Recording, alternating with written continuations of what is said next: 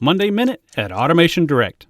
Automation Direct has just added new thermoelectric coolers for enclosures from the brand Seifert. Seifert SoliTherm Thermoelectric Coolers from Automation Direct use the Peltier Effect for closed-loop cooling. The only moving parts are axial fans, so there's virtually no maintenance. The Seifert Peltier thermoelectric cooling units can be mounted in nearly every position because they don't have a compressor or any moving parts aside from the fans. These thermoelectric cooling units are resistant to extremely ambient conditions and can operate effectively in dusty and oily environments and both indoor and outdoor applications.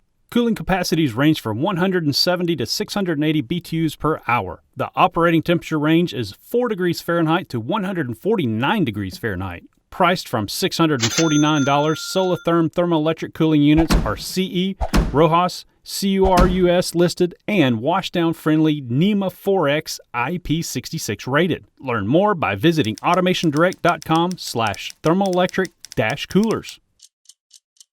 Click here to see other Monday Minute videos. Click here to see more products from Automation Direct.